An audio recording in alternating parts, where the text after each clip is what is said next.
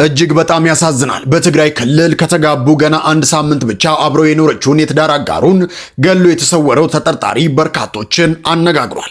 በትግራይ ክልል ጸራ ወንበር ወረዳ ሰኔ 25 ቀን 2018 ዓ.ም የባለቤቱን የወይዘሮ ሸዊት አረጋዊ ሕይወት በማጥፋት ወንጀል ተጠርጥሮ የነበረው ግለሰብ ለ5 ቀናት በተደረገ ጥብቅ ክትትል ሰኔ 30 ቀን 2018 ዓ.ም ምሽት ላይ በትግራይ ፖሊስ በቁጥጥር ስር መዋሉ ተነግሯል። ፖሊስ ከተጠርጣሪው ከራሱ ባገኘው የመጀመሪያ ደረጃ ቃል እንዳረጋገጠ ጥንዶቹ ከሚያዝያ 19 ቀን 2018 ዓ.ም ጀምሮ የጋብቻ ስነ ስርዓት የፈጸሙ ሲሆን እስከ ቅርብ ጊዜ ድረስ በተለያዩ ቤቶች ቆይተው ወንጀሉ ከመፈጸሙ ከአንድ ሳምንት በፊት ነበር አንድ ላይ መኖር የጀመሩት። ይሁን እንጂ ሰኔ 25 ቀን ከምሽቱ 12 ሰዓት አካባቢ በመካከላቸው በተፈጠረ አለመግባባት የተነሳ ተጠርጣሪው የባለቤቱን ሕይወት ሊያጠፋ እንደቻለ ራሱ ለፖሊስ በሰጠው ቃል አምኗል። በአሁኑ ወቅት በተጠርጣሪው ላይ የተጀመረው ሙሉ የምርመራ ሂደት በማጠናቀቅ አስፈላጊውን መረጃ በቀጣይ ለህብረተሰቡ ይፋ እንደሚያደርግም ፖሊስ ጨምሮ ገልጿል።